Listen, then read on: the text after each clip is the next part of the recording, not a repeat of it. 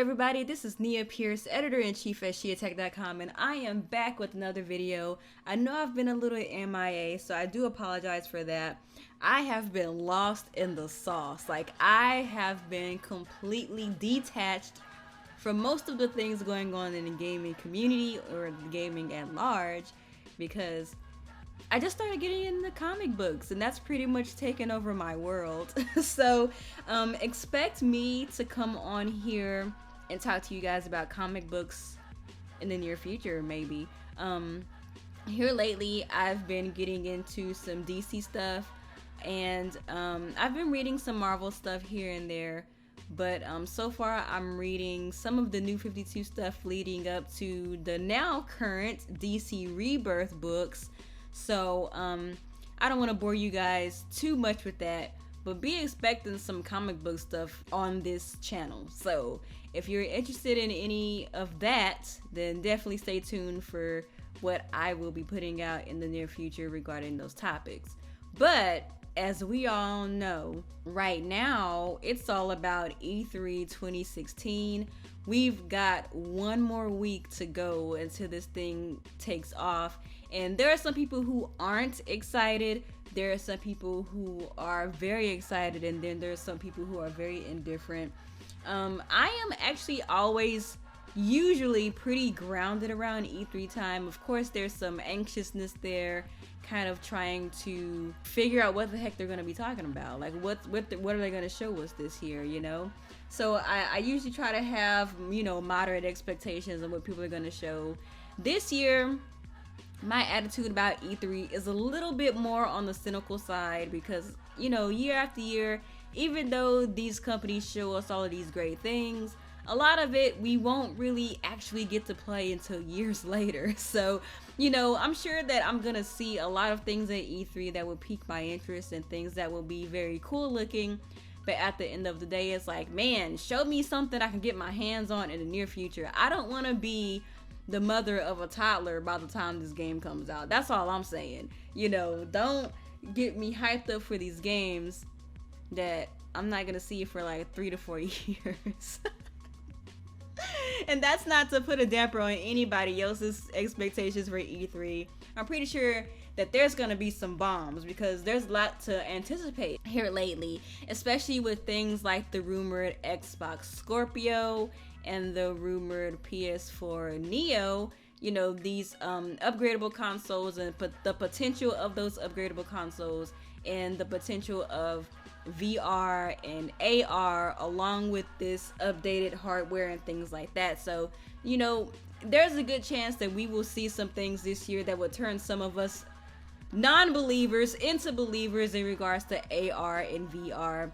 I'm kind of on the fence, because I feel like VR and AR is kind of one of those things that you have to experience firsthand to actually get. Of course, you know, the schedule is as follows. EA and Bethesda are going to show their offerings on Sunday. EA is going to show theirs at 1:00 p.m. on Sunday. This is Pacific time. And Bethesda is going to show their offerings on Sunday at 7 p.m. Pacific time. So I'm admittedly not really the biggest Bethesda fan, so I don't really know what I want to see from them or what I expect to see from them. As far as EA is concerned, I'm really interested in Mass Effect Andromeda.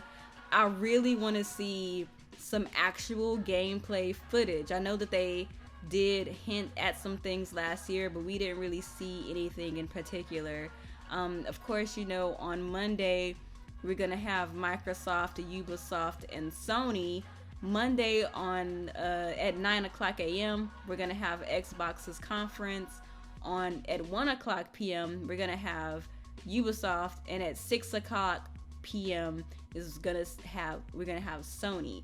So for Xbox, I really want Xbox to really show us some actual Microsoft exclusives, whether they be Xbox exclusives or Windows 10 and Xbox exclusives. I just want them to show me something that I can't play on my PC. Well, I'm sorry. Well, you can play Xbox games on your PC with Windows 10, but I want them to show me something that I can't play on my PlayStation. I can't play anywhere else, right? So One of the biggest disappointments for me this year would definitely have to be Xbox. I feel that Xbox is kind of having the same problem that Nintendo was having, where they don't really know how to space out their first party IPs. They always want to kind of put them on one end of the calendar, and that is really frustrating. You know, when I first got my Xbox and my PlayStation, my Xbox was actually one of my preferred platforms to play on because, you know, I had this backlog of games to play when I first got it. And, you know, this year there's been Quantum Break, which I'm particularly not interested in picking up right away, but I will get it down the line. But you've had Quantum Break, and then after that you've had nothing else. So I really want Xbox to show me why I have my Xbox and why I should be proud to have this console. I'm really looking forward to seeing more ReCore. I remember that was one of the standout games that we saw last year. I really want a release date for Cuphead because that game looks absolutely fantastic, and hopefully Xbox shows us some new stuff. You know, I feel that for a while Xbox kind of got into that routine of only focusing on certain IPs like Halo and Gears. I want them to show us some standout titles, some interesting things like we've seen in ReCore and Sea of Thieves and Sunset Overdrive even. I would be really interested to see, you know, if they can kind of step out of that box and show us a little bit more variety. As far as Ubisoft is concerned, I'm not really a huge Ubisoft fan, so I don't really know what I want to see from them either. But I know for a fact Ubisoft is going to show us some new IPs because they've been killing it here lately. We're bringing some things new to the table, especially since they've kind of drifted off from trying to make Assassin's Creed annualized, which I'm glad they fell back on that because I think that the Assassin's Creed franchise as a whole was suffering from the annual schedule. As far as Sony, I really am interested because Sony, I feel like, usually has a lot of variety in their shows. I think that Sony's going to show us a lot of good stuff.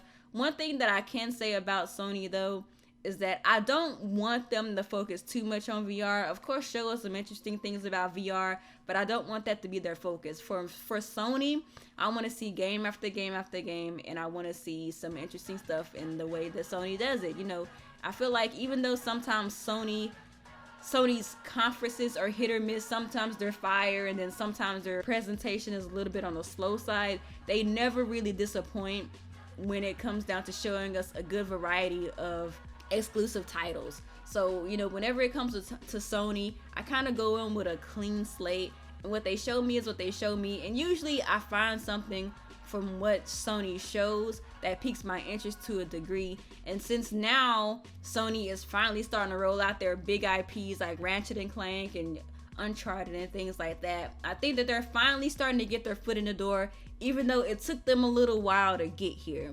Now, as far as Nintendo is concerned, I'm probably the least excited for Nintendo because I already know that they're not really going to show that much. They're going to have their Treehouse event on Tuesday and Wednesday, I believe.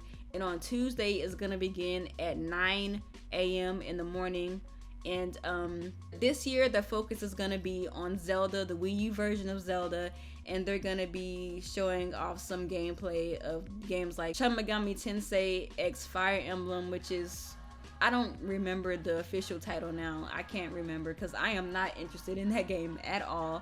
You know, they're going to be showing us some other games like the new Kirby game that's coming out, and likely the Paper Mario game that's coming out soon, and of course Pokemon Sun and Moon. So that's going to be interesting for all you Pokemon lovers out there.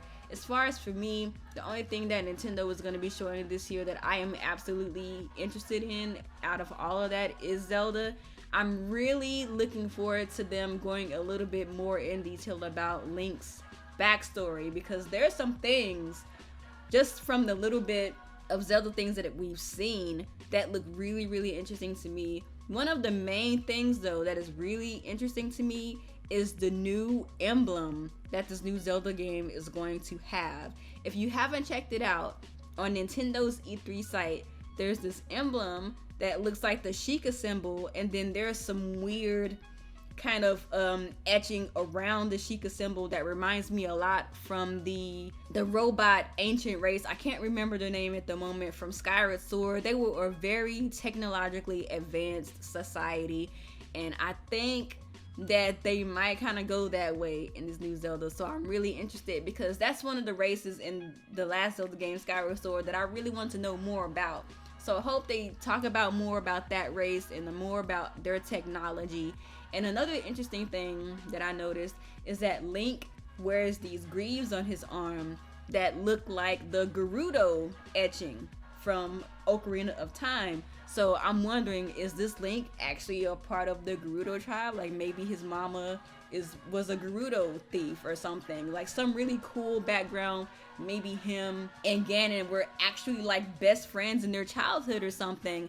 And then, you know, when they became adults, maybe something clicked in their brains, and then the old legend comes into play and some crazy stuff happens. I don't know what's gonna happen, but I'm looking forward to seeing what is going to come about with this Zelda. I'm also looking forward to seeing exactly how open world is Zelda gonna be, because if it's half the world that Xenoblade Chronicles X was, I am completely enthralled already. And I can't wait to finally like be able to ride Epona with no restrictions. That's gonna be really great. But I won't be looking too much into it, because I would really hope that they don't go into spoiler territory, because of course I want to be able to sit down and play Zelda for myself. But I am interested in some of the backstory and what the subtitle is gonna be, The Legend of Zelda what, you know, so that's gonna be really great. But you guys tell me what you're looking forward to for E3 this year. What do you want to see? What do you think you're gonna see? And, you know, talk about it in the chat below. Also, I really do believe that we're gonna see God of War 4 at Sony's conference this year. I'm almost certain we're gonna see it, y'all.